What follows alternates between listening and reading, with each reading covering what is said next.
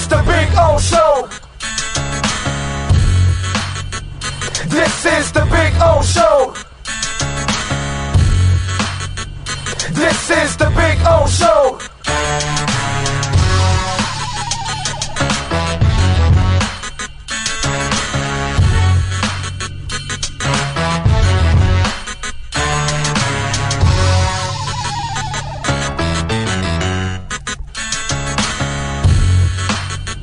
This is the Big O Show. This is the Big O Show.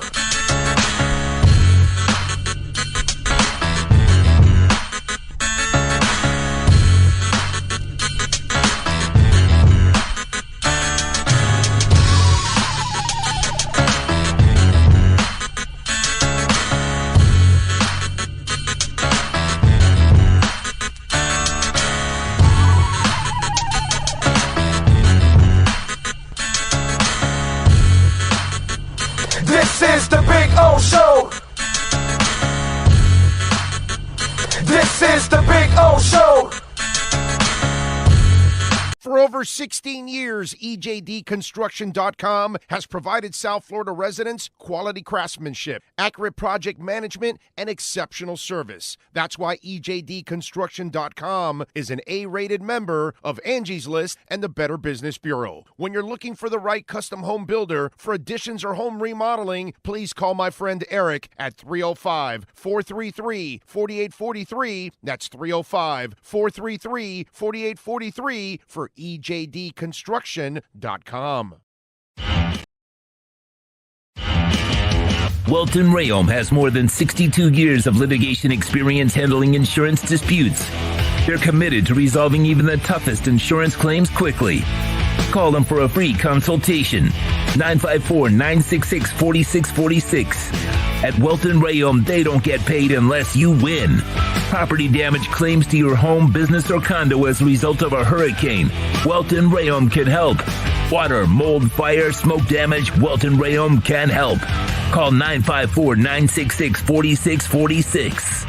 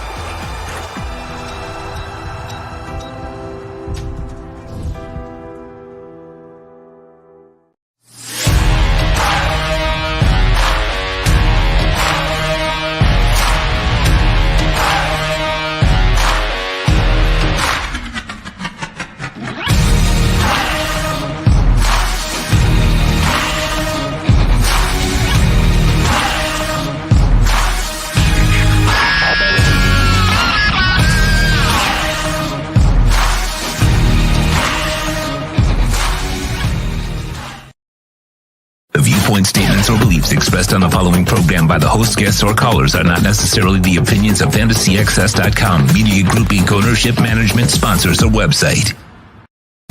When it comes to South Florida sports teams, very few in the media have witnessed, lived, and covered it like the Big O. Let's start the program dedicated to your favorite South Florida teams with a passion that's unmatched. The Big O Radio Show is on. Here's the Big O. All right, good afternoon, boys and girls. Yes, sir. We're going to do a limited show today, just a small show today, just to kind of catch up with everything going on. Remember, tonight we are going to be on after the Hurricanes and UNC game. Manny Navarro will be joining us from the locker rooms. He'll be there at UNC covering everything as always.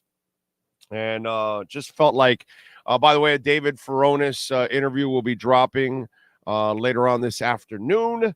So we'll have some fun with that. And we thank our friends at Welt and Rayom, as always, in Hollywood at 954-966-4646. We appreciate them, as always. Tomorrow, our Dolphins broadcast will start off at 11 a.m. to get you ready. post-game. Cameron Wolf will be joining us. Safid Dean will be joining us. David Furones. So we'll have 3 guys working the locker room and giving us the latest on what's going on. We'll give you the reaction from Tua and the coach. So we'll have those press conferences for you, all of that, all the info that you can handle, of course, and all the breaking news, which we, of course, provide more breaking Dolphin news than anybody in town. So we appreciate all of you out there, as always, tuning in and keeping it locked, and spread the word and share the links and all that good stuff. Tony Masker, thank you, sir. Quickly already with the super chat. That is very nice. You with a sticker and all. I like it. The David Lee Roth split. That's cool. I like that, Tony. Very nice of you, sir. And we got Panthers and Jets tonight at 4:00, or this afternoon. We've got you saw the Spurs Heat game last. I know that like nobody played, and like my boy Jamal Cain, which I've talked about for like the last year. I like Jamal Cain a lot, man. That was fun to watch him go off. I know a lot of people weren't going to be watching that game, but the Wemby dunk on Thomas Bryant, that shit was funny, dude. If you guys missed it, the Wemby dunk, let me see if I can, let me bring it up here. And because that is just absolutely awesome. So Wemby's like 7'5" in the length, right? And then you just see him reach right over, and he is a ways from the rim. And Brian is right under him. Look at him look at Doug. Look at him. He's like, and then look at him going, I can't defend this. How do you defend that?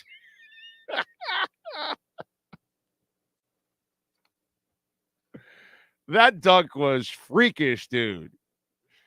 I mean, you can't defend that, man. You can't defend that. But anyway, Jamal Cain, 24 points, 10 rebounds, 6 of 8 from three-point range. How about Duncan Robinson? I don't care about his scoring against, San Antonio or whatever, the 14 points, and, he did his deal. But it was the 5 assists. That's, and we talked about this last year. It's just so cool to watch him improve his game, overall.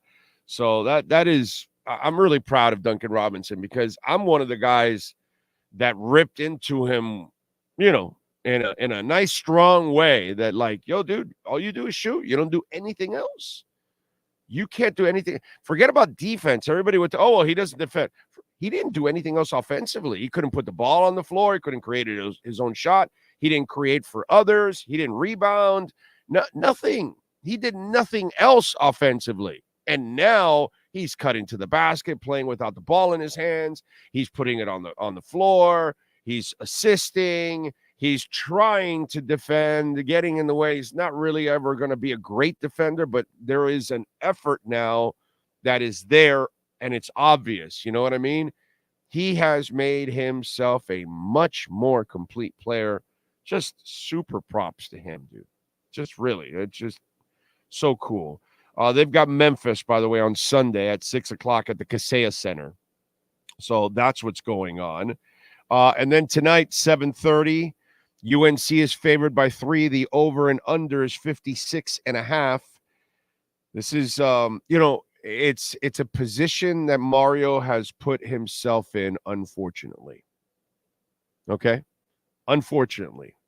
And Mario's a really good dude, a super hard worker. We all know what he is.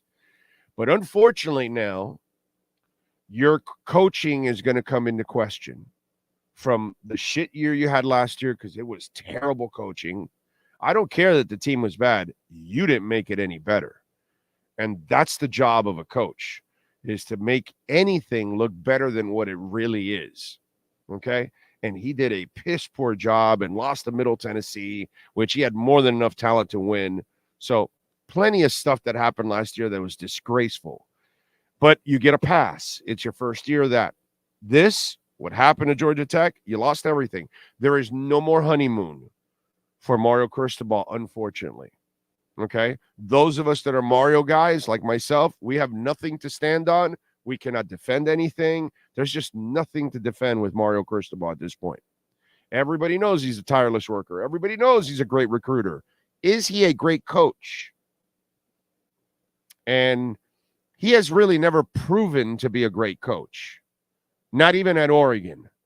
He has his moments, but now, unfortunately, the corner he's put himself into, he not only has to win tonight, he has to start winning a lot.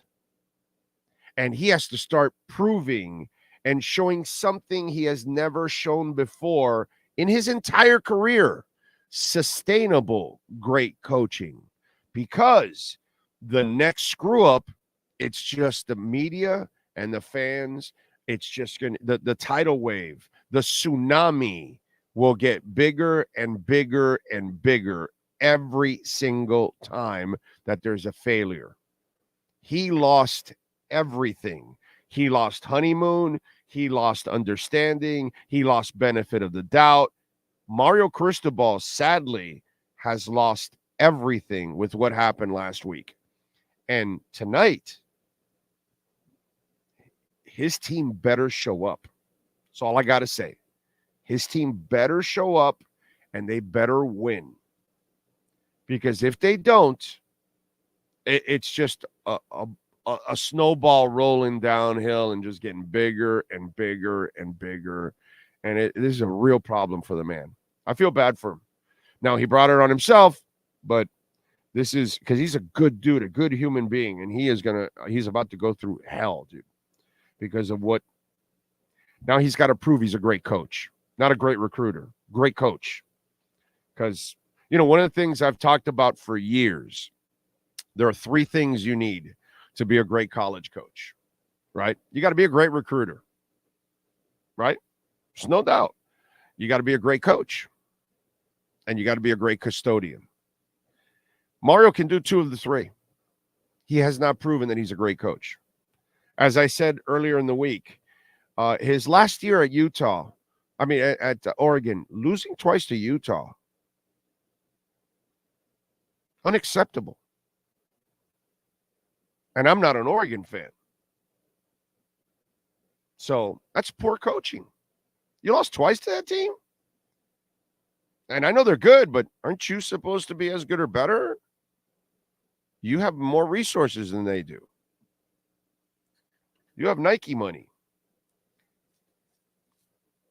From now on, Mario Cristobal better prove to people he's a great coach. Not a great guy, not a great worker, not a great recruiter, not a tireless worker. None of that. None of that. We all know those labels. Those don't win games. So that's where we're down to with Mario Cristobal, unfortunately.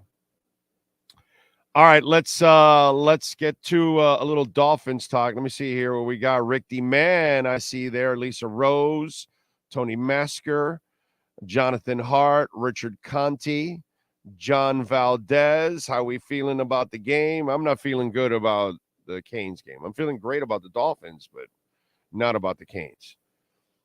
Jay says, happy Saturday, Orlando, Sean, chat crew, Canes fans everywhere. True Fin fan. Let's see what these Canes bust out with tonight. They better kick some ass tonight. Josh Hart says Thomas Bryant couldn't believe it. Yeah. Jermaine says that's really impressive due to 7'5". Big O, where do I place sports bets at? Places. That's all I'll stay with. Must win, says John Valdez. I see Canes getting blown out tonight. I don't have any confidence in Cristobal. Boy, Jermaine, that better not happen. That's gonna be wow. That's where the administration then will say, I think we got the wrong guy. If they get blown out tonight, that's what's gonna that's what the fans are gonna say. The post game tonight will be on fire. Okay? On absolute fire. So I like Marino, but I say Mario is digging his own. Oh, I like Mario, but I say Mario is digging his own grave at this point. I'm a believer he will turn this around and have a true competitor by 2025. Question is, will he be around for it? I don't know. He won't make it to 2025 at this pace. He won't. He has to completely turn things around. This has to change like immediately now. Immediately. It's sad, but the incompetence of what happened last week, brother, that's elementary football, you know? What up, Dolphin fans? Logging in, hit the like button, says John Padilla. You damn right, hit it. Ray Swan there, John Valdez. Thank you all for chiming in as always, and please smash the hell out of the like button. Very important, and pass it on. All right, let's get into a little Dolphins talk tomorrow, 11 a.m. We'll get the pregame show started for you. No Connor. Eichenberg is going to start. Connor's still dealing with the groin injury. Now, I think if it was a playoff game, he would have played. But take the precautionary approach. Hold him out this week. Save him for the Eagles. That kind of stuff. Dolphins, by the way, are now favored by 14. So it's kind of teetered between 13.5 and 14 all week long. The over and under is 47.5. Panthers are plus 700 on the money line, and the Dolphins are minus 1,100 on the money line. You got to lay 1,100 to win 100. That's crazy. Jeff Wilson, we'll see if he gets activated. I would imagine he's going to get activated, and he'll play some, overall. Robert Hunt, who's been dealing with the knee injury and limited earlier in the week, will end up playing. He's active, ready to go. Jalen Phillips. Yeah, it's kind of iffy still. You know what I mean? Again, do you really need him this week? Does he really need to push the oblique this week? Or are you better off holding him off another week and waiting until next Sunday? I think you're better off holding him off till next week. I got a feeling that you're going to hold out Jalen Phillips anyway. Nick Needham and Robert Jones, they still have 9 more days to activate these guys.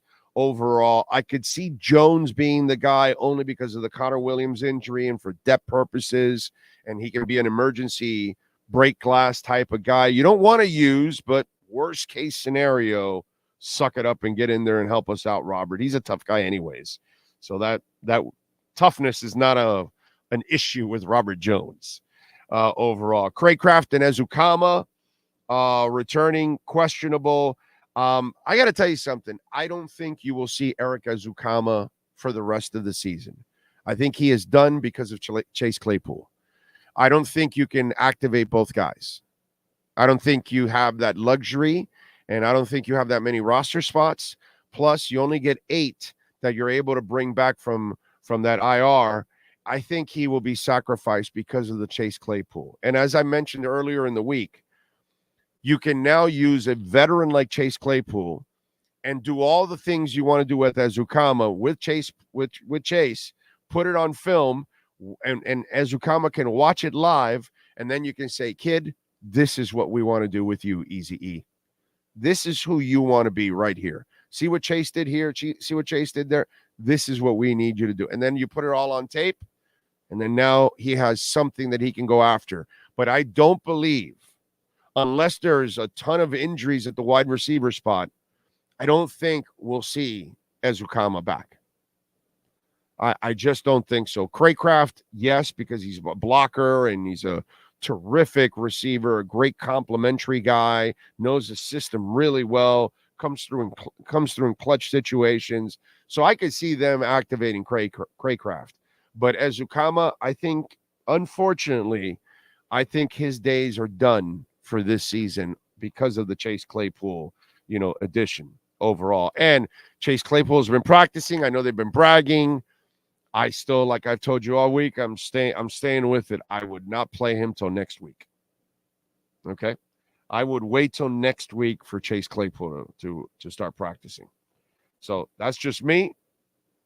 But, I'd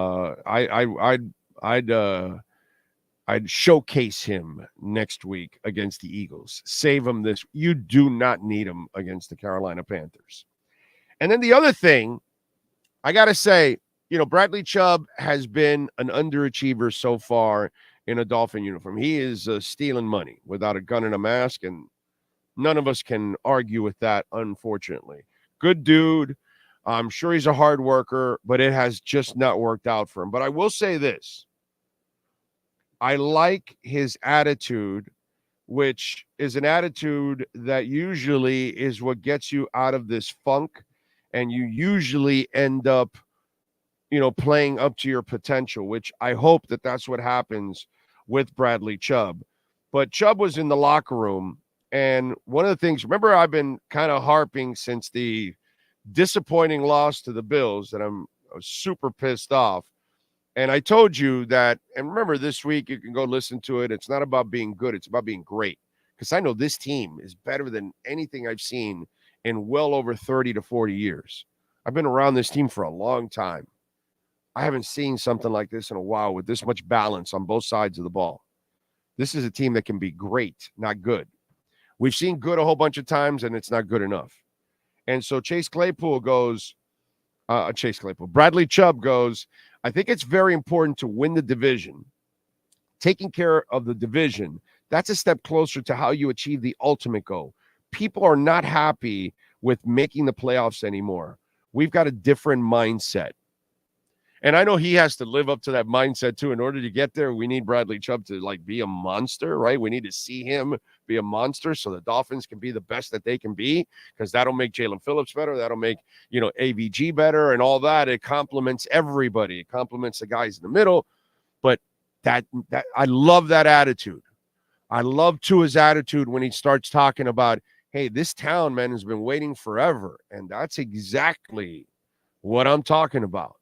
That's why you saw me humongously pissed 2 weeks ago in the loss against the Bills, because they're better than that. They're way better than what they showed 2 weeks ago. And McDaniel has to be better. You know what I mean? And I love that attitude, because that's the only way you're going to get there. You got to imagine that you're that. You got to carry yourself that way. You got to demand that from yourself. And you and me have to demand that from them. And that was my problem 2 weeks ago. And that's why I was incredibly pissed. Because, come on, man. Let's go. You guys are better than this. You go up to Buffalo, I need you to fight with them all the way down to the end. And if you lose, they eked out a win. But if not, go get that victory. I need that victory. And that's why I can't wait for next week. I'm going to have fun watching tomorrow, and hopefully they get the win and they're 5-1, and that's fantastic. But the win next week is the one that makes me start to feel, okay, you guys want to be great. And so thank you, Bradley Chubb, for saying what I've been talking about, and what the rest of us in Dolphin Nation, we have to think that way. They have the team to be a champion. Believe it or not, they have a team to be a champion. They have a franchise quarterback. I've been telling you that for several years now. They finally have a franchise quarterback. This is it, man. This is it. We have not seen this in decades. Take care of business. That's all I got to say. Let's have a little fun. Always a little bit on the lighter side of the show. Let's go. Oh, by the way, the SEC not going to what's it called? Challenge Grayscale's ETF. That is awesome. Bitcoin about to explode, ladies and gentlemen. Birthdays today. Usher is 45. George Floyd was born on this date in 73. Of course, we lost him in 2020. Let's see. Who else? Quinnen Hughes, hockey player, is 24. Alex Scott, the soccer player, is 39. Stephen Screamin' A. Smith is 56. Jared Goff is 29. Ralph Lauren, the designer, is 84. Let's see. Roger Moore, 007, was born on this date in 27. We lost him in 2017. Sir Roger Moore. I think he was knighted before he passed away. Clifford Richard. Yeah, I'm dreaming of me and you. He is 83 years old today, the singer. Let's see. Steve Coogan, the comedian, is 58. John Cena, TV actor, is 53. Stacy Keibler, wrestler, is 43. Those are the birthdays today. And in music history, in 67, The Who released their single I Can See for Miles. Guitarist Pete Townsend was reported he shorted up on the top of the charts and crushed it when it peaked at number 12 in the UK. In 77, David Bowie released Heroes, the second album in the trilogy recorded with Brian Eno. It peaked at number 35. In 88, Def Leppard became the first act in chart history to sell 7 million copies of 2 consecutive LPs with Pyromania and Hysteria. In 89, Motley Crue started a 2-week run at number 1 on the album charts with their 5th album, Dr. Feelgood. The production on that album is sick. 2004, Eric Clapton was temporarily banned from driving in France after he was caught going 134 miles an hour in his Porsche. And in 2003, Mary Forsberg, wife of troubled Stone Temple Pilots and Velvet Revolver singer Scott Weiland, filed for divorce after 3 years of marriage. Those are the things that happen in music history. There you go. All right, you guys got any questions? Let's see. Anyone know a sports betting app legal? Not legal in Florida. There isn't any. Dolphins are about to go on a nice winning streak, though. I need to win against the big teams. That's what I need. Maybe a couple of plays, but yeah, I understand. Save Claypool. Thought O was coming on postgame. I am. We are. Tonight we'll be on after UNC. I figured today there was some stuff coming in with the Dolphins. I do a small show, kind of get people a little tweaked up. I didn't think this would be anything big, but I'm hanging around the house today, not doing much. Figured I'd go over some of the stuff that's gone on and all that good stuff. Plus, I'm in such a great mood. Not the SEC is getting out of the way of Bitcoin, and it's going to explode. Whew, man, it's going to be fun.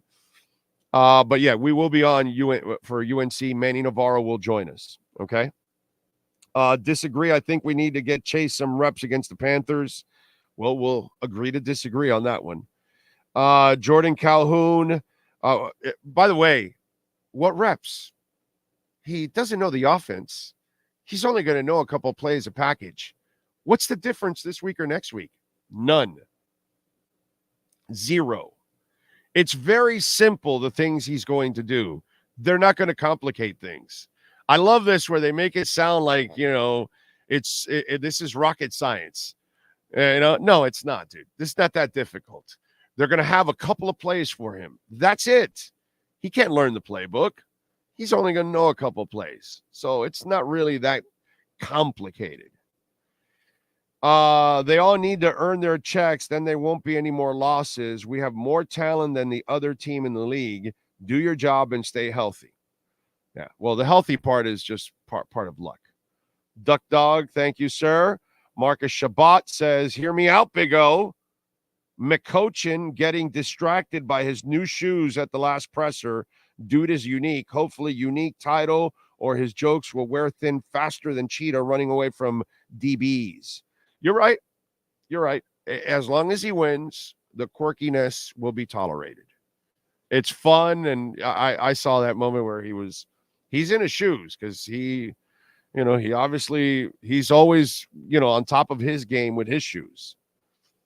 Our next 4 games, we need to go 3-1 minimum, but we can go 4-0. Brother, I need some Philadelphia, KC, and Buffalo wins. I need 2 of those 3. That's what I need. I need to feel like you want to be great, like you're going to beat the great teams, like it used to be. Okay? Like it used to be when that guy was quarterback. Okay? Like it used to be. All right? Beat great teams. So that way I know you can be great. What do you say tonight's game is do or die for Mario? Okay? Mario Cristobal, do or die. Do you think that Miami should entertain Justin Simmons? He's available for a trade. No. Let's see. What up with Cam Smith? Young corner, growing. It's part of it, man. You gotta give it some time, man. It just some guys make a quick transition. Some guys it takes them, a while to kind of get it done. That's just the way it is. And don't forget to call our friends at EJD Construction 305-433-4843. They know how to get it done. Big O, is there a time you recommend getting to Hard Rock to avoid long lines and traffic? Going to my first Dolphin game soon. It will be a 1 p.m. game about 20 minutes away. Karoon, go easily 2 hours before. Easily 2 hours before.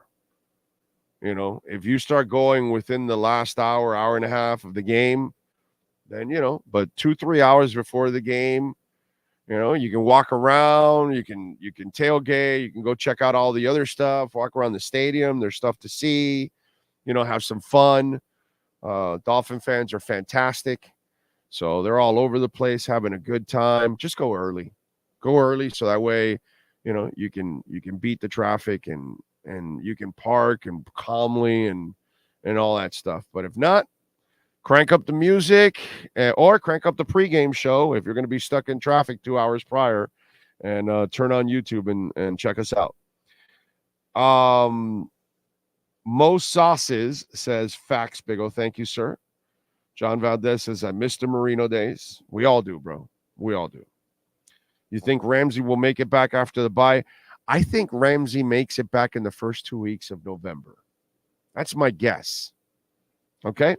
That's my guess. First 2 weeks of November. I have no medical insight here. Jalen Ramsey is not telling me how good his knee has responded or anything like that. I'm going first 2 weeks of November. He plays. Most people are thinking the back end of November to early December, which would make sense. But I'm going to go with the freakish return early November. Okay. I missed the days of watching football on NBC in the 90s, hearing Dick Enberg and Bob Trumpy, as well as Don Criqui. Those were fun. Good broadcasters too, man. Do you think we'll swing a deal or two at the deadline? Unless there's a lineman available that they can't pass up? No, I don't think so. I don't think, or a middle linebacker that's like, a stud. Two of those like real, like huge. I can't say offensive line is like this huge need, but if a really good lineman becomes available and they want to make that move, okay. If a really good middle linebacker becomes available, okay. But I don't think that's going to happen at all. And I don't think it's really going to be the case. I know that we're talking about Chris Greer. So a trade with Chris Greer is very possible, but a major one, I think there's a very slim to no shot that it happens. A minor one, yeah. I mean, Chris Greer saying that he'll trade, that's like really easy. Nobody trades like that, dude. That guy's number one in the league. He's always making trades, but I don't think a major trade will happen. That'll be my guess. Okay. A little one, yeah, I can see something like that because they can always do stuff like that. They always look for low-hanging fruit somewhere, but I don't think a major one is in the works. In the words of Ric Flair, to be the man, you have to beat the man. That's right. Everyone is so thirsty for new players. The team we have is the team we have, and we have a great team. They just got to play up to their potential. That's all. Is there any games that you're planning to go this year or you're waiting for a home playoff game? Yes, sir. Yes, sir. I will only be to one Dolphins game this year, sir. Las Vegas, Super Bowl. Other than that, I'm doing pre and post games for everything. The post game show for the Super Bowl will be a little late because I'll be at the game with Dolphin fans. I probably will also have a credential, but I'm going to also have a ticket. I'm going to make sure that I enjoy that game as a fan. I'm not going to sit in the press box where I can't cheer or anything like that. I want to experience it all. So the only Dolphin game I plan on going to is the one in Las Vegas. We got our Airbnb. We got our wheels. We got our airfare. We're set to go to that game. So that's the only game I plan on being at, is the Dolphins winning the Super Bowl. Outside of that, I plan on being at a bar, hopefully, or studio like this week, for our pre and post game shows every single week. I never go to the games anymore because I do the pre and post game shows. You can't do both, unfortunately. You know what I mean? I'm not the flagship, so I'm not on the property. So I can't do any of that kind of stuff. You know what I mean? So in order for me to do our pre and post game show, in order for us to get you the information that we get you, right? I mean, we get you better insight in the Dolphins than anybody in town. We break more stories in the Dolphins than anyone in the country, forget in town. So, that's kind of what I have to do. I have to work it this way in order to do what I need to do for you guys. Watching it on TV for me is better anyways, to be quite honest. I get to do my job more by watching it on TV. When I'm at a bar, it's not the same for me. And when I'm at a game, that's even worse. You don't really get to watch everything and take notes and all that kind of stuff. It's different, man. It's a whole different ball game. I get to do my job a lot better when I got a TV in front of me and I can rewind and all that and watch it over and over again. You're welcome for the advice, Karun. Let's see. Need to trade Armstead. Why would Chris? I love fans that who's trading for Armstead at this point? That doesn't make any sense, dude. Why would anybody want Armstead right now and pay all that money and he's injury prone? It is what it is. You're going to have to deal with him for 2 more years and then let him go. That's all. This year, next year, and then you release him. That's all. And you take a cap hit and you move on. That's what's going to happen, dude. So nobody's going to be trading for. I love when fans think that, okay, it's not working out, so the player's being overpaid at the moment. He's very injury prone or he's troubled or whatever. We got to trade him. Okay, you think that people want that? No. So it's what they got to deal with. They didn't have a lot of options. They signed the guy. He's been terrific when he plays, but this is part of the game. The guy's injury prone. And the 2 injuries he's had already this year, neither one of them his fault. Someone rolled into the back of his legs in the first one. And the second one, Liam Eichenberg screws up and the guy lands on him, throws him back. And, it's like, not only is he injury prone, but Teron Armstead has 0 luck. I literally feel bad for the guy. But there's no trade, bro. And by the way, here's the other thing that sounds stupid. If you trade him now, do you know the dead cap hit that's going to happen? It's like probably I don't feel like looking it up now, but I wouldn't be surprised if it's like a 30-something $40 million cap hit. So you're going to have that kind of dead cap money, and then you're going to have to cut players because you traded him. See, some of you say stuff and you really don't know what the hell you're talking about. It's amazing. You play this fan game. Oh, just trade him. And then you have no idea what the repercussions are.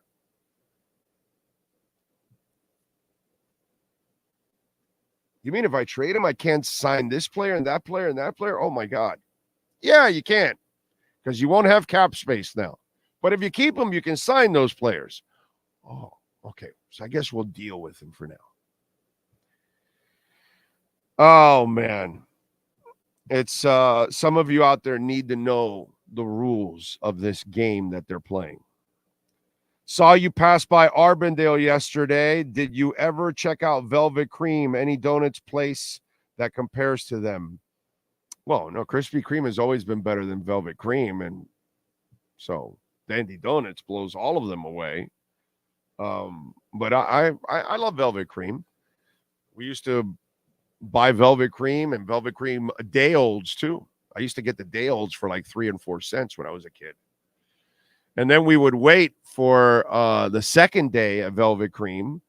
They would throw all the donuts away on the second day. We would go to the garbage bin in the back, and they were still in their in bags and boxes and stuff like that.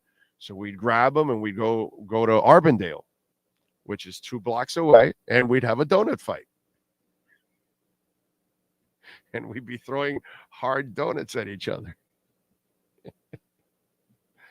Oh, the shit you do when you're a kid. Yep. Anyway, let's see. What do you think Mike McDaniels needs to do with the offense when the Bills or anyone takes away Tyreek? He has to respond quicker. He didn't have an answer for the Chargers and the Niners when it happened at the moment. He didn't have an answer for the Bills at the moment. He did not have the answer against the Bills in the playoffs on that third down that ended up costing them on that 3rd and short, and it became 4th and 6, and it screwed up the whole game, and you could have won that game. So McDaniel, as a game day coach, we know that he's super smart and he can scheme and all that, but he has to do a little better job, and that's part of experience of countering. I've talked about that in the last couple weeks here.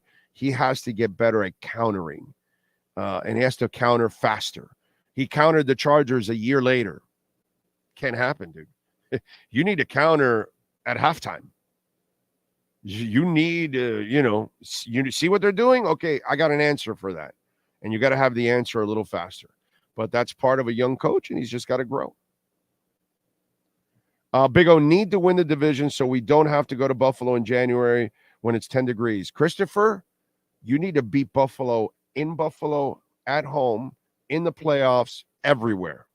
You need to learn to be a great team. They beat you all the time, right? They've won 12 out of 14 under McDermott. So they win at home, away, in the playoffs, everywhere. Brother, it's about being a great team, not about, hey, let's get convenient and let's win all our games, get home field advantage so we don't have to go on the road because we're kind of fraudulent. No. I want a great team that can win on the road and at home that is fearless in either way. So I disagree with you. I need them to cross the threshold of being great. Do you worry about that with San Francisco or Kansas City, whether they're home or away? No, they just find ways to win. And that's what great teams do. I want you to be great. I need the Dolphins to be great. I don't think that's really that hard to understand. You know what I mean? If you've got to avoid something, then that means you're afraid of being in that position. I don't want that kind of team. I want the kind of team that's going to kick your ass wherever they're at. And they're going to play you. And if you beat them, you had to earn it badly. Home or away, it didn't matter. That's what, if you're going to beat the Niners, if you're going to beat Kansas City, if you're going to beat Philadelphia, these are the teams that you're going to run into in the playoffs and in the Super Bowl. So if you're going to get there, you need to beat them wherever you meet them. Doesn't matter. Casual fans simply do not know any details. Yeah, that's usually what it is. The casual fan just throws stuff out and then really doesn't follow the game itself and all the rules that come with it that affect the decisions that you make. I want to be pleasantly surprised tonight, but this might be the beginning of the end for Mario. That elementary decision demoralized the team. Well, we'll find out. We'll find out how demoralized or how pumped up or how pissed off they are or how motivated they are to defend Mario. We're going to find out. Chris says, you don't think anyone will take Armstead at the end of the year when he's healthy? Someone will. When's he healthy, Chris? You're not. You didn't listen to me, bro. If you trade him, there's a cap hit. There's dead cap money the following year that you will not be able to use.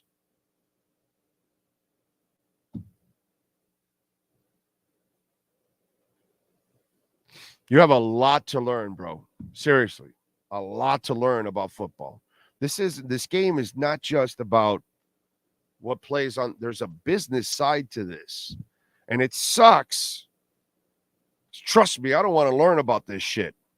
But you guys too, you have to also. If you want to be intelligent football fans, you have to understand all the intricacies of the game, financially and athletically. And Chris, dude, you're like, you didn't listen to me, bro. You didn't pay attention to what I just told you. He's impossible to trade. It's detrimental to your own team to trade him.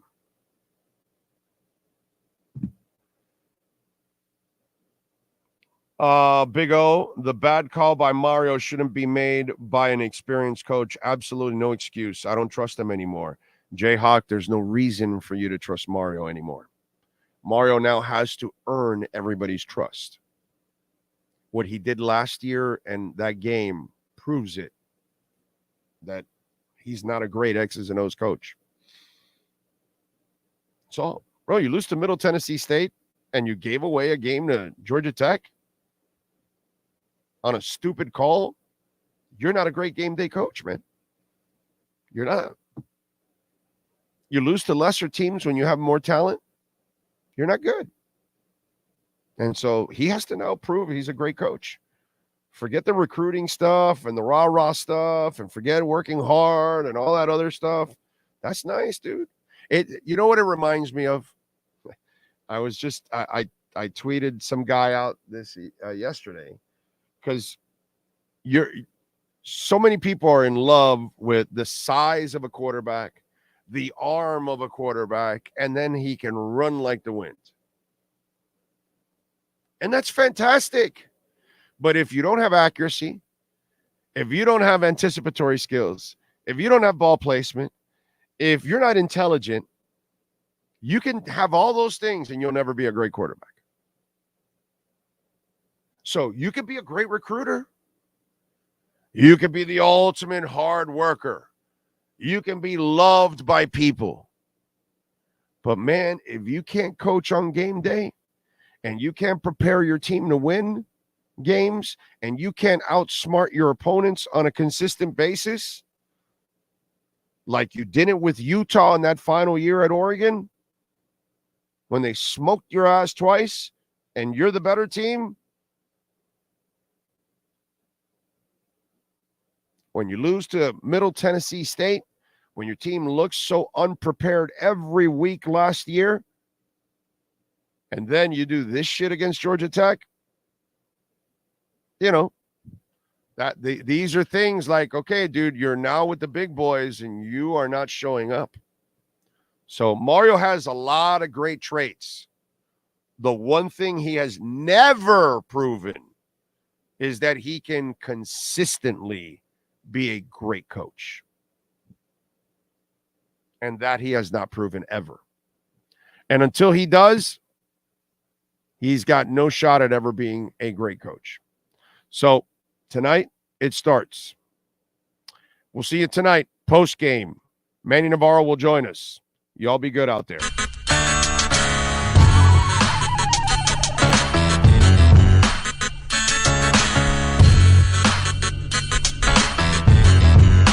This is the Big O Show. This is the Big O Show.